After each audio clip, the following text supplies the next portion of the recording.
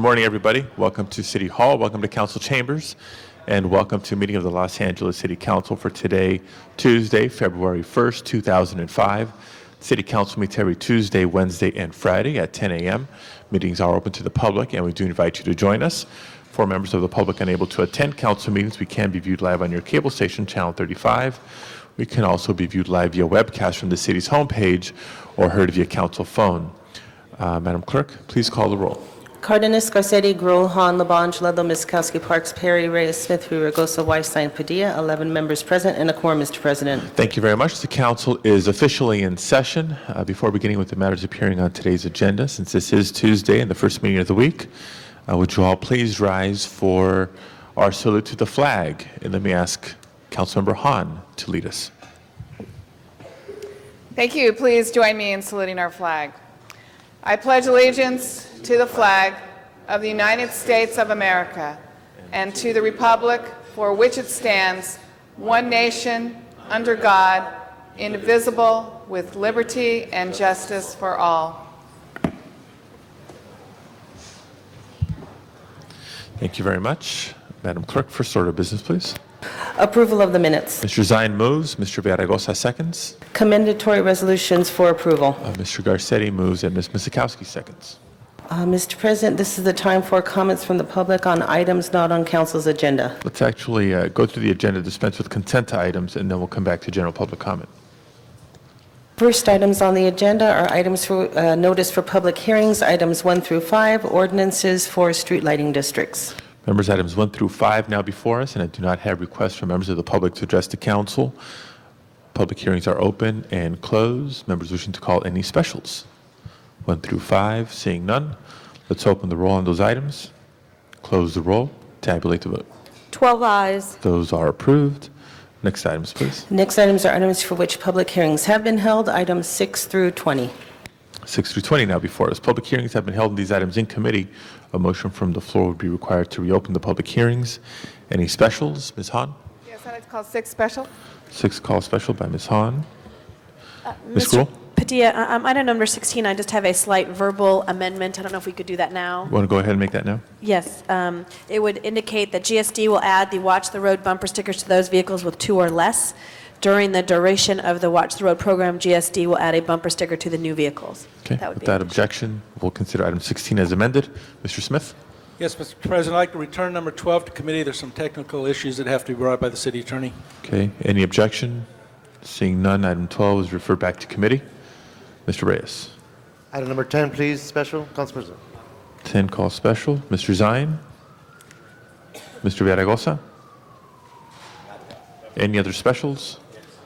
Seeing none, let's open the roll on the balance of the items. Close the roll and tabulate the vote. 12 ayes. Those are approved. Next items, please. Next items are items for which public hearings have not been held, 21 through 33. 10 votes are required for consideration. 21 through 33 now before us, and I do not have requests from members of the public to address the council on these items. Public hearings are open and closed. Mr. Villaraigosa? Item 23 and 26 special. 23 and 26 call special by Mr. Villaraigosa. Any other specials? Seeing none on the balance of the items, please open the roll, close the roll, and tabulate the vote. 12 ayes. Those are approved. Next item, please. On the continuation agenda, item number 34 is an item notice for public hearing, and there's a request from Councilmember Gruel to continue that matter for 30 days, and the new date is March 4th. Okay. Members, any objection to continuing item 34? Seeing none, item 34 is so continued. And Mr. Sloan, who has submitted a speaker card, that item has been continued for 30 days. Next item, please. That would take council back to the items called special and public comment. Sure. Let's take up general public comment at this time, an opportunity for members of the public to address the council on matters within our jurisdiction but not appearing on today's agenda. And the council calls forward Mr. Mervyn Evans at this time, followed by none other than Melrose, Larry Green.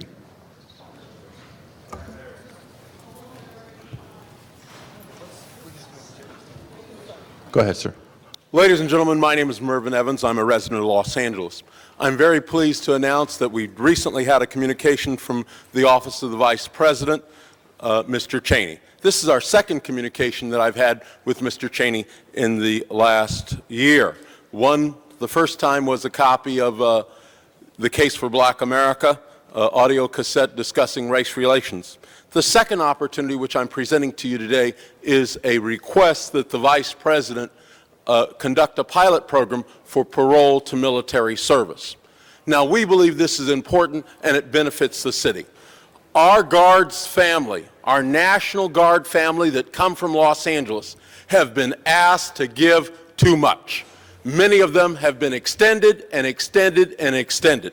And it's my personal hope that those members of the council that have extensive law enforcement history, have an understanding of the law enforcement issues and criminal justice issues, will stand with me and encourage the administration to pick up parole to military service. 3 unique benefits. 1, it takes a number of unemployed individuals who are recently released from jail and gives them an opportunity for job training, an opportunity to reestablish and get a second start with their life.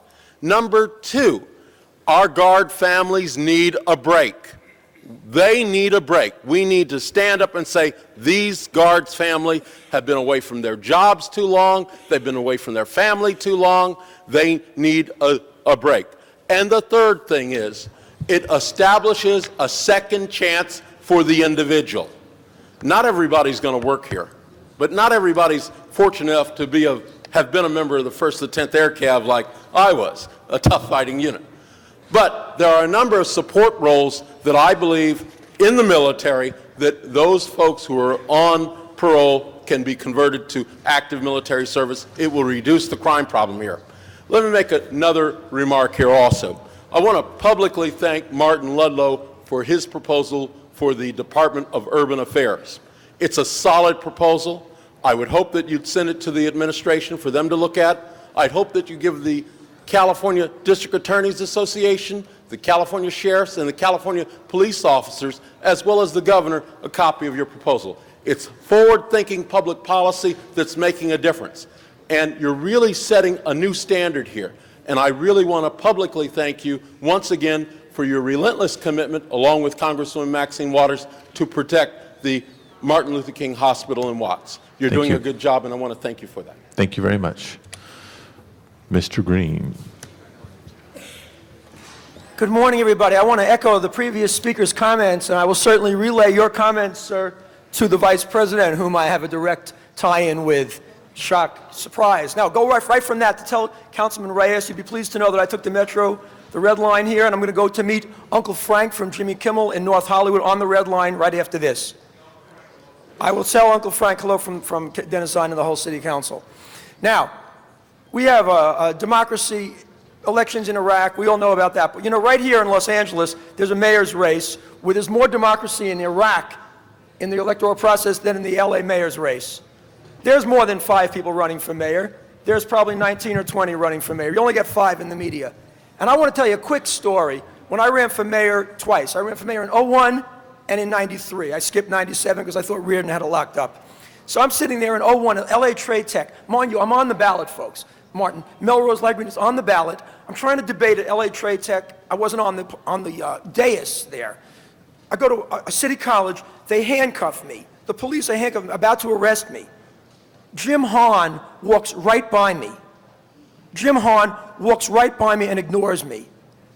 A week later, I'm trying to debate, and I took this podium at Channel 2. And I don't care. I was on the ballot. And you know what? Frankly, I don't give a damn. I walked right up to the stage. Again, security came. They tried to arrest me. Antonio Villaraigosa saved my tuchus. Look it up in your Gaelic dictionary. Saved my tuchus. It was on TV. I went, Antonio, Antonio, help me. And he helped me. And they didn't let me debate, but he stopped me from getting arrested. I'm not here to tell you who I'm voting for. That's illegal. But to borrow from the left, and you had some good slogans, anybody but Hahn. Thank you very much.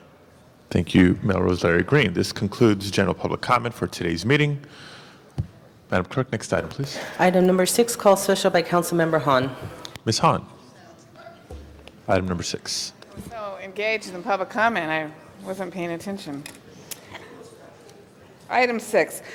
Colleagues, what we have before us is the result of, as I always talk about, neighborhood councils are new ground, we're breaking new territory, we're making up the rules sometimes as we go along.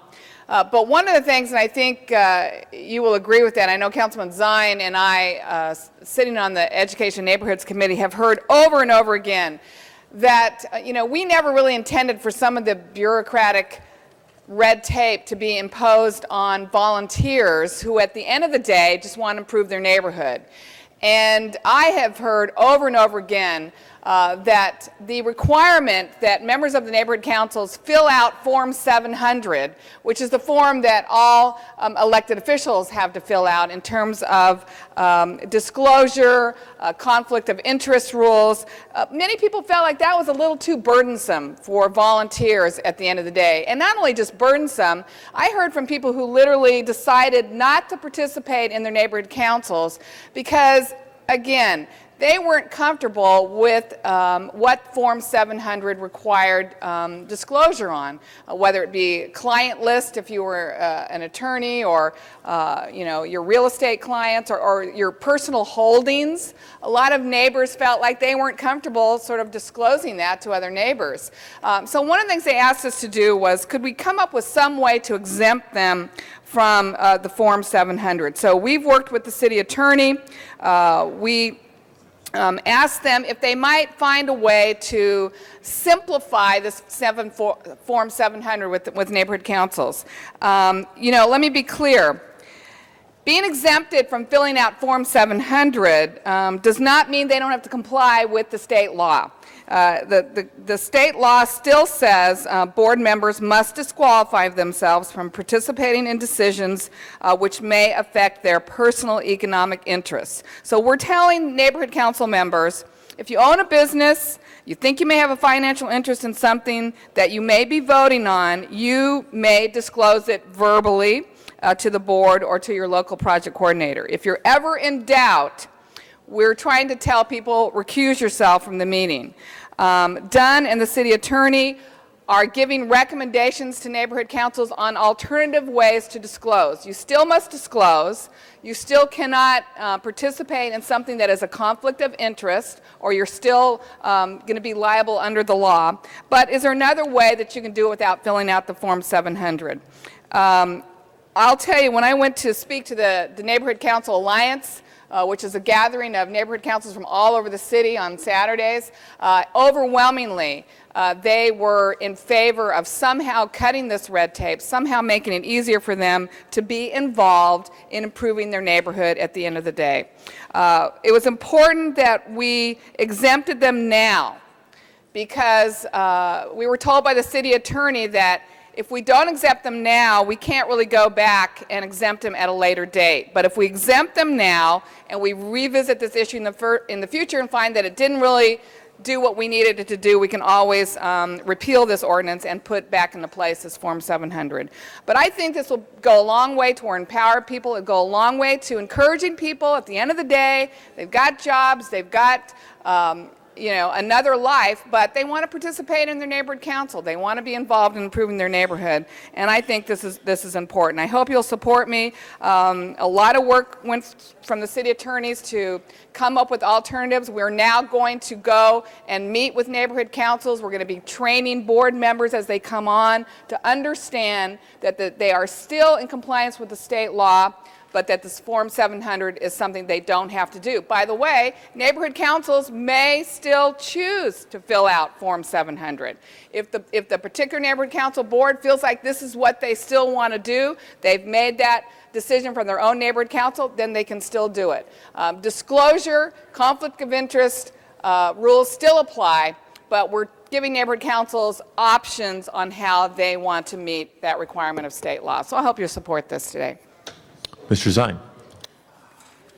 Thank you, Mr. President. Ms. Hahn, I would definitely support this since I was on the committee with you to bring this forward. Also, to recognize that when we created this concept neighborhood council, not an experiment, but grassroots of the community working together with local government, it was going to be less cumbersome, less bureaucratic, less red tape, and unfortunately, it's gotten just the reverse. So strongly support this, ask our colleagues to support it. Also, I would like to give a plug that Neighborhood and Schools tonight will have a meeting. Our committee meeting will be held tonight at Reseda High School at 6 p.m. We invite all of the Valley and other parts of Los Angeles to come out to that meeting.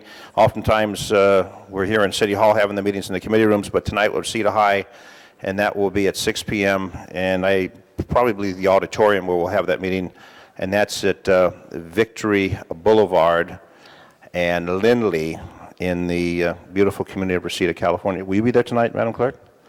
Well, somebody will be there from the clerk's office.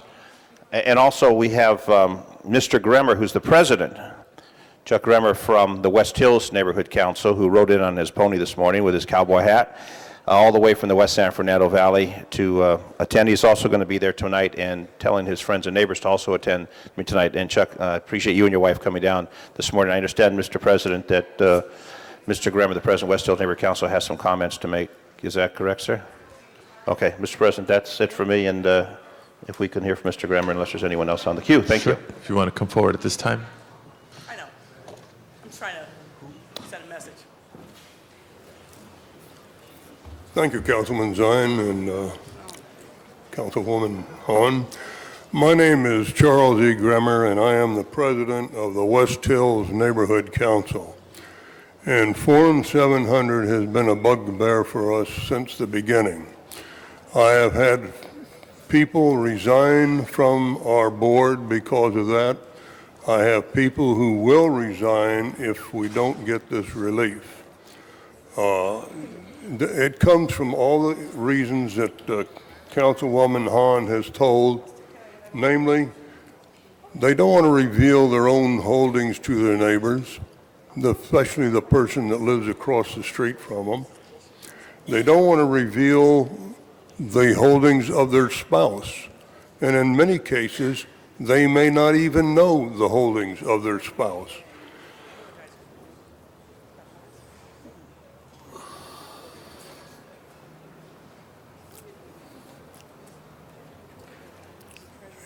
When we hold our meetings, we always ensure that people on the board understand that if they have a financial interest in an item, that they must recuse themselves. I have had to recuse myself.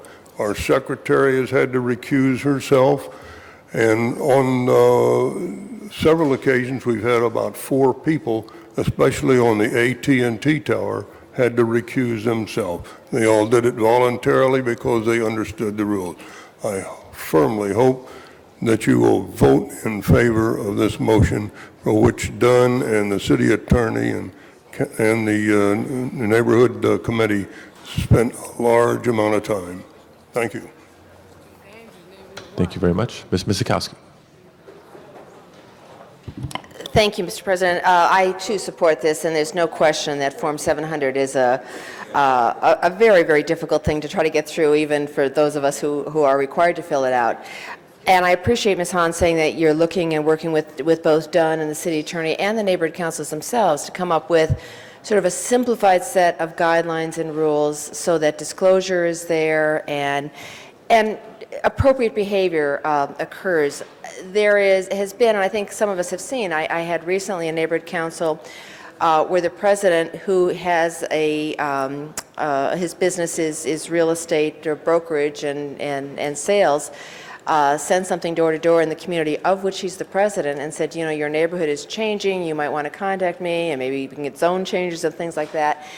And I thought that that was probably inappropriate, at least eyebrow raising as to, you know, the relationship. And I appreciate Mr. Drimmer, as president of the council, of his own neighborhood council, saying that within your own neighborhood council, you have rules and understandings, and I think that we just need to make sure that that is transparent, and it is made transparent in a very simple way, and I think it can be, and I think that Form 700 is anything but simple, should be not required of our volunteer neighborhood associations. But I think that really looking forward to working with Dunn, with the Ethics Commission and some of the others to really come up with simple rules and general guidelines. I mean, it's general just how you should comport yourself, being aware, disclosing, making it known to the communities what your general businesses are, so that if these issues arise and people feel uncomfortable or say, don't you think maybe you should step this one out, that comfort level is there based on the information that is disclosed. So I appreciate this. I think it's the right way to go, and I'm happy to support it. Mr. Smith. Thank you, Mr. President. I certainly will support this in concept. I do want to make a friendly amendment, which I will in just a moment. I hope you'll accept that as a friendly amendment. I think it's important to guard the institution of the neighborhood councils and protect them from the influence that can come from individuals, lobbyists, which I already have a motion in, and other things that can pervert the system. And so there needs to be some system to do that. I think training is a step in the right direction, but it doesn't solve the problem. There are people that will miss the training. There are people that come and go from boards of directors and committee meetings, et cetera. So I am proposing that we do this. And I'd ask, and I'm going to offer this as a friendly amendment, that we ask the city attorney, in concert with the ethics department, to draft a statement that will be read before any neighborhood council meeting, explaining what a conflict of interest is and asking the members that they understand and they do agree that they have no conflict of interest. That way, before every meeting of every neighborhood council, there's an opportunity to express what a conflict is, give them the opportunity to understand it, and then leave the room if they have to, without going through the onerous requirements of the Form 700, which the last thing I want to do is see neighbor spying upon neighbor, understanding and knowing what their financial interests are. That is really wrong to put that kind of onus on the neighborhood council people. As long as, and I want to put this proviso before you remind this, as long as neighborhood councils continue on the charter to be advisory in nature. There are people that are pushing neighborhood councils to have some sort of direct control over zoning issues and other matters that are ministerial in nature. But as long as they remain advisory capacity in their nature, then we should let them out of this requirement. Just have that amendment. So I'd offer that as an amendment. If you'd accept it, then I'd be happy to support this. Okay, that's accepted as a friendly amendment. Mr. Cardenas. Thank you very much. I just wanted to add to this, I think somewhat about what Mr. Smith was saying and also Ms. Misikowski. The fact of the matter is the neighborhood council members shouldn't have to be burdened with the 700 form and shouldn't have to be burdened to that degree with the responsibility of making sure that they ask their spouse and their children exactly where they're getting all of their pennies or who they went to lunch with yesterday or what have you. But this city of Los Angeles has some very stringent and strict rules. For example, when it comes to lobbying, the threshold is very low, and sometimes it's not so much a monetary threshold, it's whether or not you've met with a council member or a decision maker in the city, and in any way whatsoever you're being compensated in any way on that issue that you've been approaching any official of the city of Los Angeles. I described that to you because I didn't know about that until I became a councilman and I read these rules and regulations to realize what my requirements for myself to make sure that I'm not in any way being approached by somebody that's going to be violating, not on me, but violating their own requirements.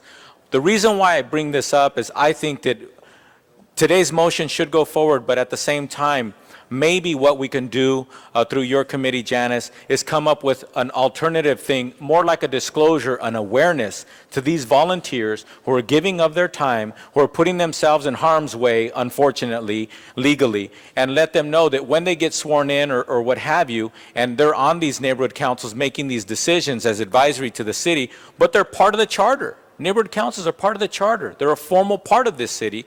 The fact of the matter is maybe we should help educate them and burden them, unfortunately, with having to read some of these requirements so that in case they stumble across that threshold, they at least are aware of the fact that now, not a 700 form, but maybe they're going to have to disclose something else. Because the last thing we want for our volunteers in this city is to have to end up reading their name in the paper and end up finding out that somebody's saying that they're a bad person, that they did something bad, and they didn't even realize that they crossed some kind of rule or threshold in the city and accidentally got themselves in that situation.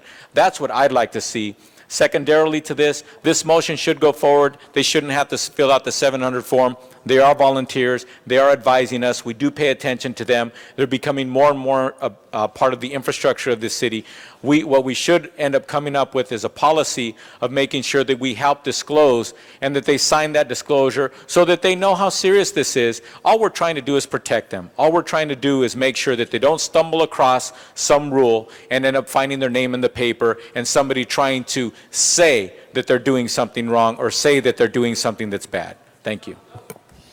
You know, if I Hahn. know you have other members on the queue, but Valerie Flores is the city attorney working on this, and she's actually going to be developing this training of board members. And I thought she might just want to answer what you just said in terms of some of the stuff you're incorporated in this training, because I think you're right on, but that's what I think Valerie is working on. Right. Valerie Flores from the City Attorney's Office. We are working closely together with the Ethics Commission and DUN to develop a comprehensive training program for neighborhood councils. Even with this exemption, they will still be covered by the Political Reform Act, and we are going to spend a lot of time educating them on the various provisions of the Act, why it applies to them, and how they have to comply. We are also going to give them alternatives for disclosure so that they can choose a disclosure option that works for their neighborhood council. Some neighborhood councils may want to continue to employ a Form 700 and be very specific. Others may want just to disclose holdings within the neighborhood, and others may want to make, major holdings the only thing disclosable. And by eliminating the mandatory Form 700 filing, you empower the neighborhood councils to determine what's best for their neighborhood council. When they've done that, we'll work with them to help them develop that, but then also provide training so they make sure they understand the Act and their obligations under it. Yes, thank you for that clarification. I think it's very important that we do our job of making sure that these volunteers understand that they're no longer just giving an opinion, or they're no longer just hanging out with some folks in the neighborhood. They're actually part of a body that's part of the Charter of Los Angeles and part of the formal process. And with that, the question I have with you, these responsibilities of having to disclose if somebody or their spouse or someone very close to them related to them is actually interacting with the city, unfortunately, even if they're not on a neighborhood council, they may have to fall into a category of having to fill out some kind of form or some type of notice to the city, correct? Yes, if they engage in lobbying activities. And even if it's not them, their spouse or maybe their son or daughter who lives with them or something like that, there might be some relationship that they might not even be aware of or cognizant of that might trigger them having to have done something like that. One of the things we're going to train neighborhood councils about is that even if they don't have a technical conflict under the law, there are certain types of interests that can give rise to the appearance of a conflict, and those must be avoided as well. So if their spouse is engaged in lobbying or holds interests, even if they're technically not considered conflicts under the law, if they give their neighbors an idea that their opinion may be biased, it may be best for them to recuse in that situation, and we'll train them in that as well. That's great, because the fact of the matter is, the people who are members of neighborhood councils, just by the very nature of them having to meet or convene, say, once a month and cover 10 or 12 items that are certainly directly related to the city or a particular development in their neighborhood or a liquor license or what have you, and they're rendering their opinion or their vote in that body, I think it's just inherent that they're going to probably come a lot closer than your average Angelino in having to consider whether or not they're going to have to fill out some kind of form or make some kind of disclosure. Right. Is that the case? Yes. Okay, so I think this is just good for them. It keeps their name out of the paper. It keeps them from accidentally running across something that, oops, they didn't realize they had to do that. And once they realize that, they'll probably gladly do it. And I think it's just a better way for us to encourage people to volunteer and less things for them to be worried or afraid of. And that actually makes it less complicated. So thank you very much for the work that you're doing. Hopefully we can get that out soon. Ms. Perry. Question for the city attorney, and I'll make this quick and you can hold my time once I ask it. Is there some disadvantage to having uniform reporting requirements? What's the rationale behind having the chance for the councils to be able to choose what type of reporting they'd like to engage in? Hold my time. Well, the plan mandates that the neighborhood councils be as self-governing and self-directed as possible. So to the extent we can allow a neighborhood council to determine what conflict rules work best for it, that's what the plan envisioned. That being said, some neighborhood councils seem to be operating very well. They seem to understand the conflict rules. They recuse when they face an issue. They might not feel the need for a very complex disclosure. Other communities may feel that, their interests that they are trying to find their way into or taint the decision-making process, and they want as rigorous a disclosure system as possible. And we want to empower the neighborhood councils, give them the freedom to assess their own needs and determine what disclosure scheme works best for them. Try it. If it doesn't work, they can make modifications, make it more strict, or more lenient. Well, okay, I appreciate that. Now, I still am having difficulties with a number of the councils even continuing to vote on items that have to do with financial issues and not even having a quorum. So I'm not really comfortable with that approach, but I appreciate the information. Thank you. Mr. Garcetti. Thank you, Mr. President. If neighborhood councils, along the lines of what Mr. Smith was saying, the neighborhood councils, do have their powers expanded, I would be uneasy if they were to have decision-making power, for instance, over land use decisions, if they didn't have to disclose their interests. So I talked with Ms. Hahn. She was fine with another friendly amendment that there would be a mandatory trigger were we to expand the charter responsibilities of neighborhood councils, that would automatically come back to council for review of this policy, so that we could just have that built in. That right now, while it's voluntary and advisory, I think that there seems to be consensus among folks that's already that's okay. Oh, that is a part of it? Yes, the current ordinance requires neighborhood councils, if there's a change in their status and they take on new roles, to immediately report that to the Ethics Commission, and that will trigger the Ethics Commission to reconsider the exemption. Is that as a group, or are you talking about individual As a neighborhood group. councils? Okay, then that's fine. Mr. Ludlow. Thank you, Mr. President. Just a quick question. Well, I guess let me sort of phrase this the right way. 1781, I guess, is when we refer this city as the beginning. And when you think about how we operate as a body, we're far from perfect yet. Neighborhood councils have only been around for a short period of time. And so I think everything that we're going through here is a real learning process. And I want to commend the chair of the committee, Councilmember Hahn, for diligence on this issue and trying to find ways to both, as Councilmember Cardenas mentioned, dealing with protecting people, and I think what Mr. Smith is saying in terms of trying to keep people out of harm's way. Let me ask a question on the reverse side. Are developers right now required to notify when they have perhaps given a gift to a member of a board of a neighborhood council? I know lobbyists have a different set of rules. We've moved forward on that.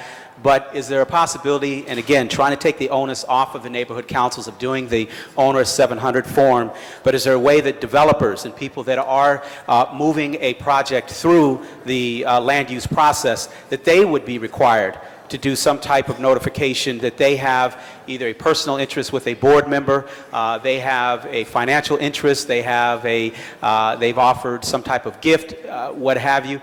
Because I think what Mr. Smith is onto is a key thing here, and I just want to get a sense of whether or not we might want to look at it the other way around. If you could hold my time on the response. Yes, and that's as a separate matter. You could also decide that you want to have a certain lobbying ordinance applied to neighborhood councils only, such that any person who lobbies a neighborhood council would have to register and disclose. So that's something you could do in addition to the exemption ordinance. Well, and I guess, let me ask this question. In going forward with this, like the other colleagues that I'm hearing, I'm very inclined to support this and think that it's a major step in the right way. But I'd like to maybe ask that we could tie onto this a request for a study or a discussion. It doesn't have to be an absolute, that we're going to do this, but I would like to look at a mechanism for the disclosure to happen on the other side. And I think it is just a matter of good public policy that we would ask those developers to do that. So I'm not asking for this to be done, but I would like to ask that we at least tie into this, Ms. Hahn, a commitment to ask city staff, city attorney to report back to us on what it would take to enforce or create those types of guidelines. So that would be, again, a friendly amendment. I don't think it's a requirement on this item, but I do think it would be a step in the right direction. That's fine. I think that's right. I just want to remind us that we did bring forth from this body the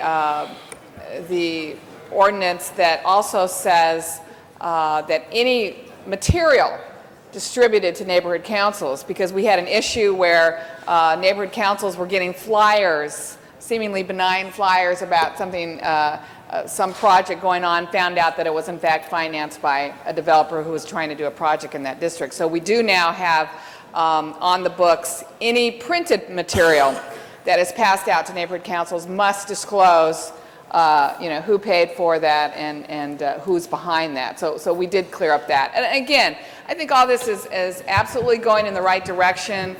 A very new movement in the city of Los Angeles. I don't think we're ever going to go back to the old way where neighborhood councils don't exist. But again, we're walking this line between remembering that they are volunteer organizations with an advisory responsibility of the city council, are there to do things to improve their neighborhoods. People put in full days of real jobs and then end up going to these meetings that some of them last 11:30 at night. They have subcommittee meetings, they have issue committee meetings, they have land use committee meetings. You've got volunteers who are really already feeling the stretch of trying to make their neighborhoods better. But I agree, we've got to keep them pure. We've got to make sure that the advice they give us is undiluted and pure and not biased in any certain way. So I think we're in the right direction. Let's always just try to keep this line of cutting the bureaucratic tape, encouraging people to be involved in neighborhood councils, but making sure that everything is transparent, everything is honest, and everything is fair at the most basic of grassroots level, which is our neighborhood councils. So thank you, colleagues. Thank you, Ms. Hahn. Anybody else wishing to be heard on this item? Mr. Labange. Because I wasn't going to say anything to ask, but you talked about the thing. When we do local land use, don't we all look to the local block first? Don't we all look to the local people who are on that block and their impacts of it? Because I know some people have mentioned this issue as it relates to it.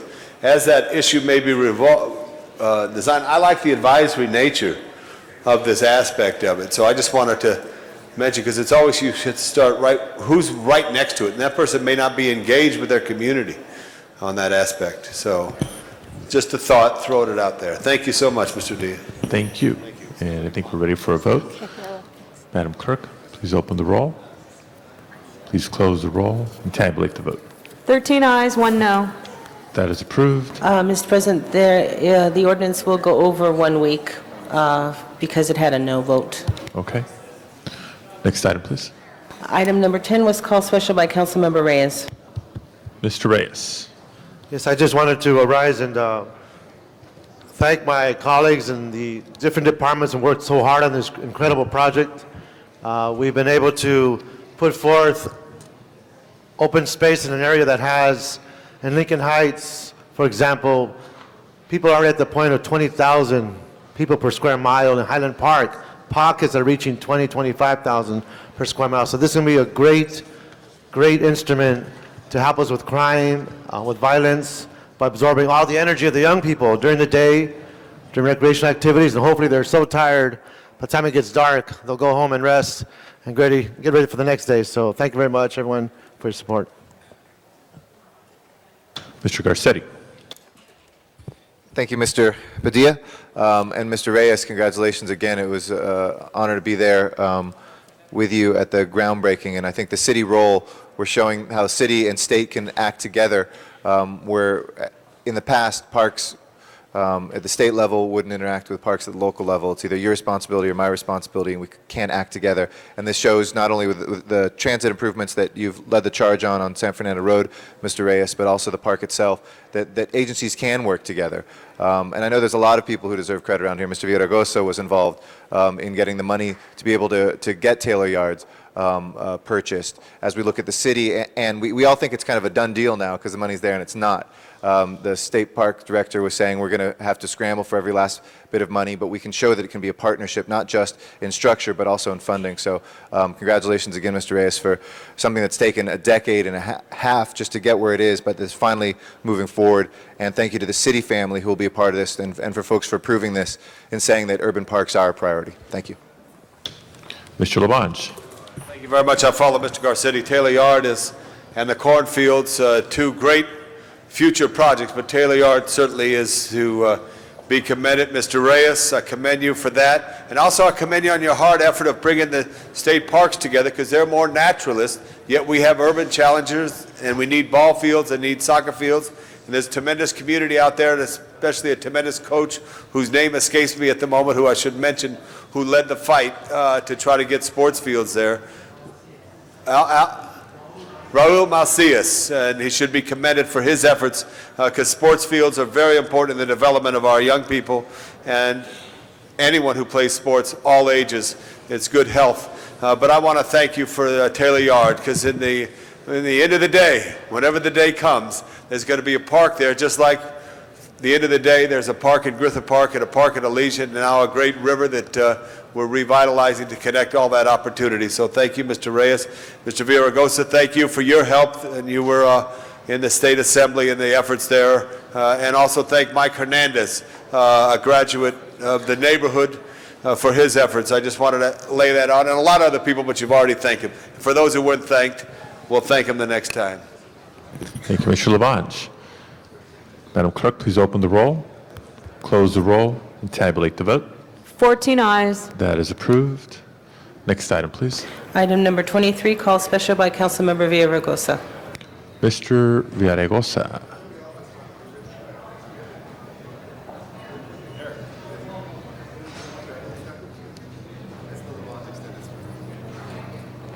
This is item 23.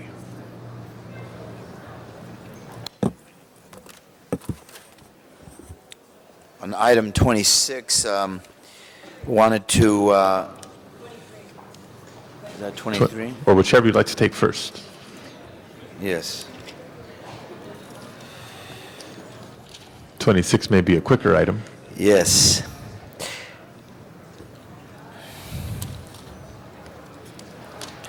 Item 23 is, I wanted to make a verbal motion to receive and file this item.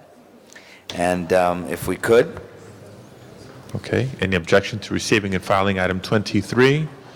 Members of the council? Seeing none, let's open the roll on receiving and filing.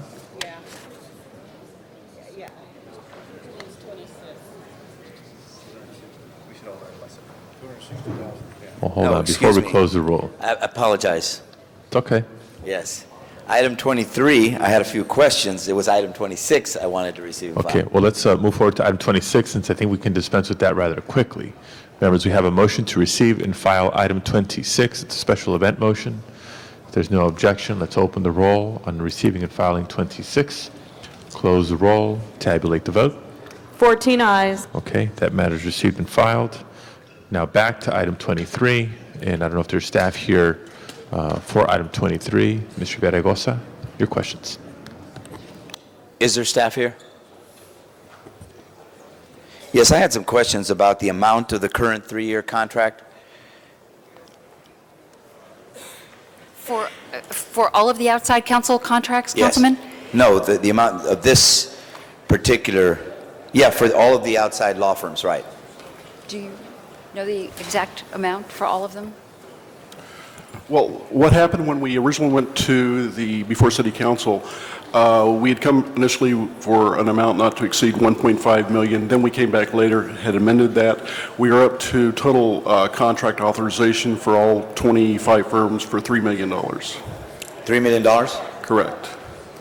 And how long do we does the CRA intend to renew the contract? We would be extending these contracts here for an additional 6 months or till June 30th, 2005. And after that, will it be necessary to have outside legal counsel? Yes. We are currently going through a process now. We have issued an RFQ, and firms have responded to that. The city attorney's office and representatives in various departments are going through a process now to evaluate those responses. So we will be coming back at a later date with authorization to award contracts to a new pool or group of outside legal firms. If I may just add to that, Councilman, my name is Noreen Vincent, and I'm with the City Attorney's Office. And what we've had in the past is a number of matters, both transactional and litigation, have been referred to a panel of outside counsel for the CRA. We are looking at bringing as much of the transactional work in-house as we possibly can. And in fact, that is our goal. We've been successful in achieving some of that. We recognize that given the relatively small number of attorneys we have, that we still may wind up having to contract out for litigation. And so we want to be in a position to have a panel in place should the need arise for us to do that.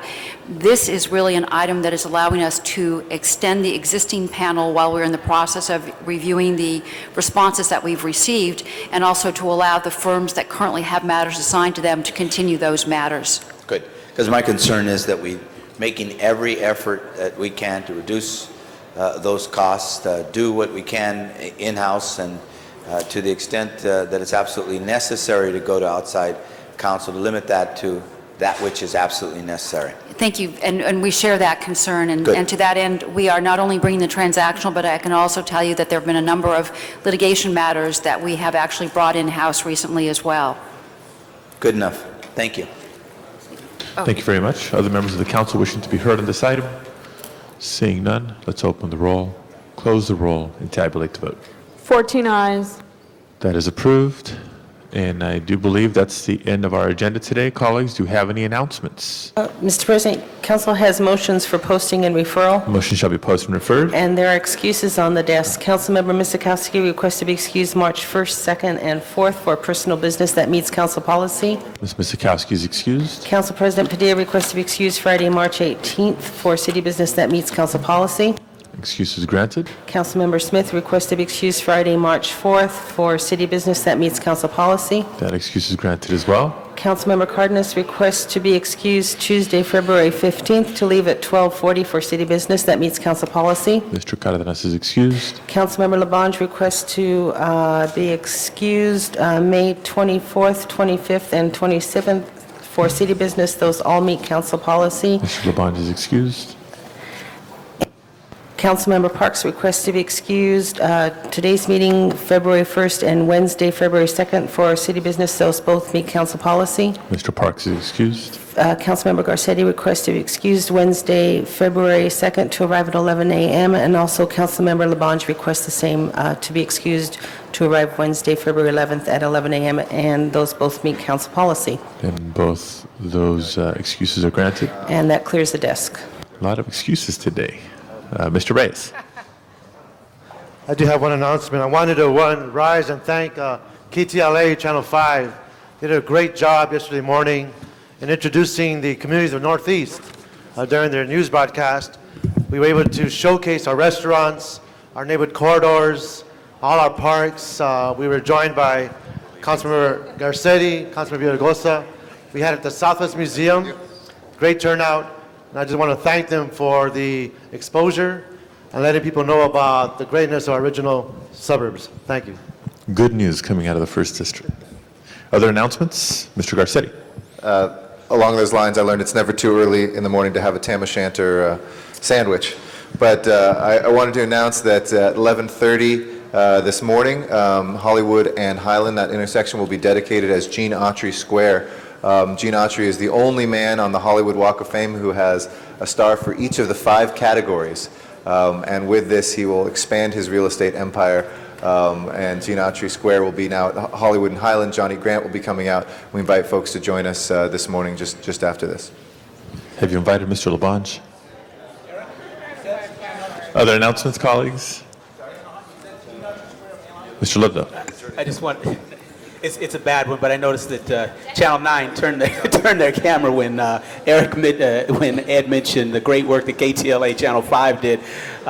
Want to mention to folks in Council District 10 that we have our neighborhood commissions Saturday coming up next weekend, and our neighborhood commission chairs meeting will be next Wednesday. So those of you that are always tuning in, looking forward to seeing you then. Other announcements? Mr. Zine? Thank you. Once again, I want to remind our viewers that 6 p.m. tonight, Reseda High School, Community and Neighborhood, the committee meeting will meet 6 p.m. Reseda High School. For all the neighborhood councils, come on out and hear the agenda and voice your concerns tonight, 6 p.m. Reseda High School. More announcements. A lot going on in the city. Announcements? Announcements. If not, would you all please rise for adjourning motions?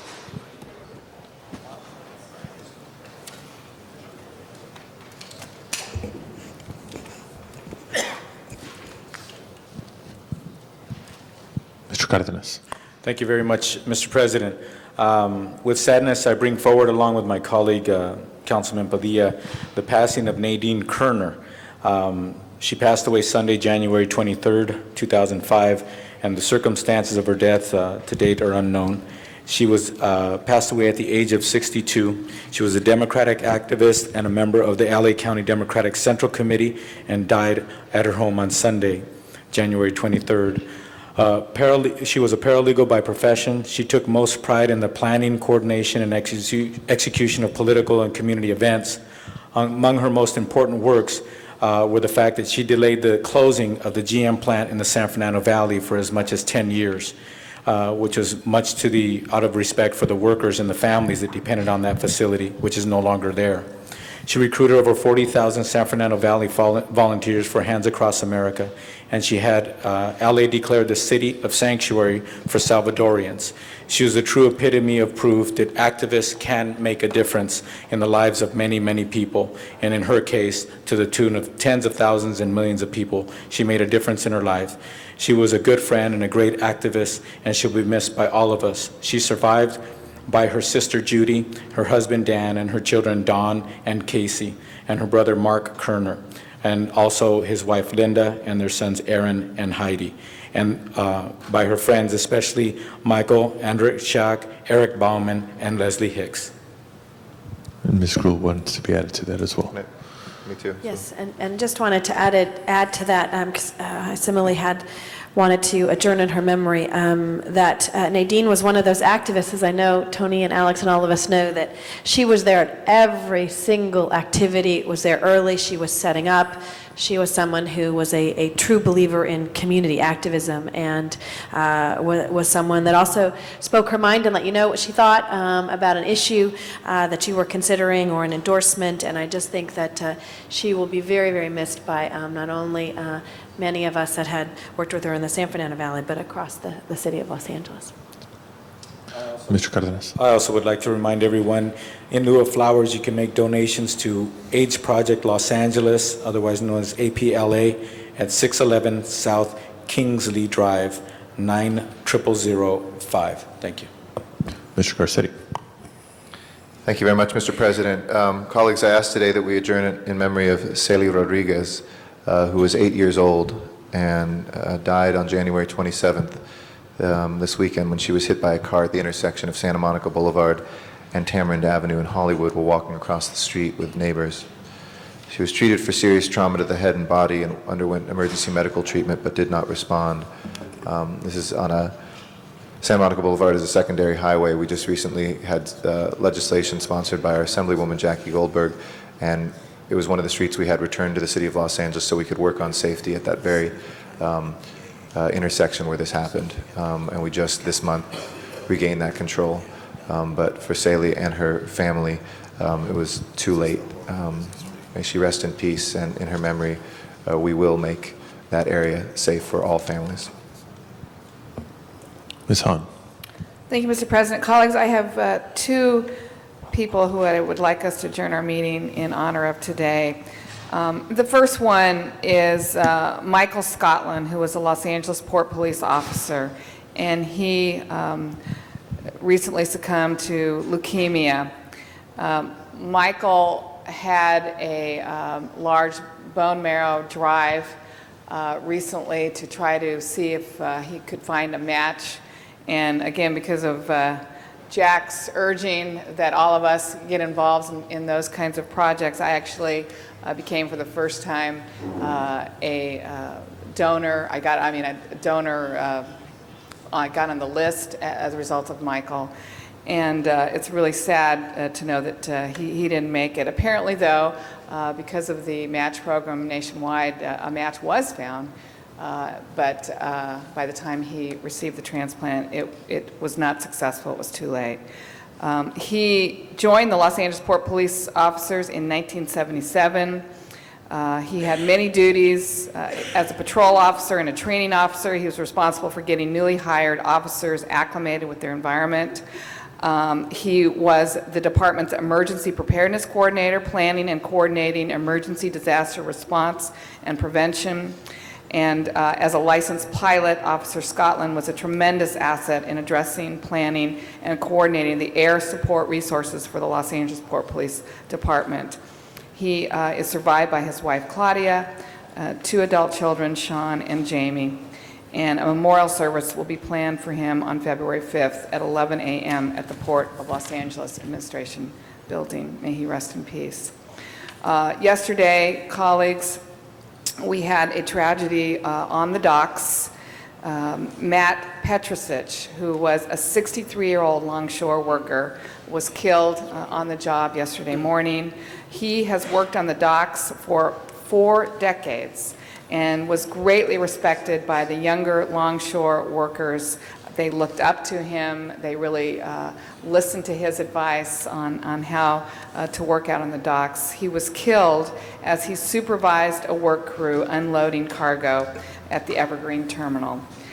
Danny Miranda, president of the ILWU Local 94, said, "I totally looked up to him. He was the life of the party, just a wonderful person. It was a tragedy. He was one of the best." He's survived by his wife, and services are pending. It's a very dangerous job out there on the docks. I think people forget that sometimes, and it was really sad to lose someone who really gave his life out on the docks. Mr. LaBonge. Members, last Friday I eulogized Julia Bennett from the fire department who lost her life, city employee in the tragic Metrolink crash. Today I'd like to eulogize Alfonso Al Caballero from our Department of Aging, who started with the city just recently in March of 2001. He was named just this past year Employee of the Quarter by his colleagues at the Department of Aging. He was singled out for his solid work, his skills, his knowledge, and his enthusiasm. He was assigned many different projects within the Department of Aging and contributed to the welfare of many. He was so excellent at his work that he was promoted recently to Accountant 2. Because of his personality, Al created a wonderful working condition in the environment of the Department of Aging. He grew up in Manila in the Philippines. He was 62 years old and a very dedicated family man who looked forward to watching his first grandchild, who was born last year, grow up. 15 years ago, he and his wife left their home in the Philippines to seek a better life here in the United States. They settled in the San Fernando Valley. Al and his wife Victoria were to celebrate their 30th wedding anniversary this July. And they raised 3 children, Clarissa, Carlo, and Catherine. And as I mentioned, he was a first-time grandfather this last year. Al couldn't put his camera down when he saw his beautiful Alexis Page, 8-month-old, the symbol of everything that he worked so hard for. The Caballeros regularly attended church, and Al joined the choir. He loved to sing, and often he sang at work and would burst into song, which made his co-workers feel good and elevated their spirits. Most recently, he sang at the department's holiday parties. Every morning, he'd board at the Chatsworth station and told his colleagues stories about their life and offered advice to all on the train. He always was so enlightening and showed up good, bad, and all the good choices. He was so wise, said his son Carlo. He was a tremendous father. His funeral mass will be this Friday in the San Fernando Valley in Chatsworth at St. John's Catholic Church on Mason Avenue. So God bless all those who tragically lost their lives in that horrible accident, but God bless Alfonso Al Caballero of the Department of Aging. All members. Ms. Miskowski. Thank you, Mr. President. I would like to adjourn in the memory of Rosalie Avery, a longtime CAO analyst who passed away last night. Rosalie was 61 years old and had played a key role for many years in producing the city's budget. She joined the CAO's office in July of '85 after serving in Mayor Tom Bradley's office and worked on the areas of grants administration, management audit, proprietary departments, finance, and budget teams. She retired in January of 2002, but returned for the next 2 years to assist her friends in the CAO's office in producing the mayor's budget summary document. And members, I think you know when we get that budget and all those books, how much work goes into preparing it in a very, very short period of time. And in fact, that budget preparation has been acknowledged by national organizations of CAOs as one of the best documents really distributing all of the information that's necessary. She was the CAO's budget printing coordinator for years, ensuring that the budgets were completed on time, and that often required round-the-clock duties in those deadlines. Rosalie is survived by her sister Hinda, her brother Marvin, sister-in-law Rita, and niece and nephews Stephanie and Jonathan. She was a special member of the CAO family and will be greatly missed by them. On that as well, Mr. Padilla. All members. Other tributes? Mr. Weiss. Thank you, Mr. President. Colleagues, I'd ask that you join me in adjourning in memory of Eric Siegel, a 19-year-old from Encina who passed away on January 18 this year at a yeshiva for at-risk youth in Israel. He went to Israel in October looking for a fresh start in his life, and after a few weeks on a kibbutz, he went to live in Jerusalem's Old City, where he frequented used bookstores, which was one of his passions. Then he decided to enroll in a yeshiva and explore Judaism further, and landed at Neve Zion. But unfortunately, he did die this month. It's a real tragedy. It was reported in the Jewish Journal last week, for those of you who might have seen that. He's survived by his mother, Jerry, and his sister, Emily. His mother has asked that donations in Eric's memory be sent to a fund for a new library at the yeshiva by way of American Friends of Neve Zion, 6801 Main Street, Flushing, New York, 11367. Mr. Zine. Thank you. Request to adjourn in memory of a personal friend and the former boss of my chief of staff, Raina Gavin, Eddie Saunders. Eddie Saunders, very successful developer, Saunders Development. And when the market went a little sour in Los Angeles, he moved to Las Vegas, became a very prominent developer in Las Vegas, and that was about 15 years ago. I met Eddie when I was with the police department raising funds for the Memorial Golf Tournament. And Ted Urich, my partner, went down Ventura Boulevard and went to Saunders Development, asked if they would help support the LAPD fundraising activities, and Ed became a good personal friend, very generous, and continued to donate and support law enforcement and many other charitable activities. I had an occasion to visit him during the holidays. He was at the hospital suffering from cancer and got to have some reminiscing of old times. Ed's a good friend, and may he rest in peace. He is survived by his wife, Sandy, his son, Brad, is married to Stephanie, his daughter, Wendy, married to Tori, and 3 grandchildren, Caitlin, Talia, and Isabella. Eddie Saunders, may he rest in peace. Thank you, Mr. Zine. And finally, colleagues, ask that we also adjourn in memory of Janet Broadus, born March 11th, 1978, raised in Pacoima, and was a student at Cal State University Northridge, daughter of the Reverend Arthur Broadus from Calvary Baptist Church, also in Pacoima. She was diagnosed with cancer just about 5 months ago and passed away at the age of 28. She was a leader of the Girl Scout ministry at the church and organized Hands of Glory, a sign language ministry. She also organized several choral teams for the church and taught kindergarten at the church's elementary school. On behalf of the entire family, I ask that we adjourn in her memory. Mr. Little will join me on that. Madam Clerk, please call the roll. Thank you all very much. This meeting is adjourned.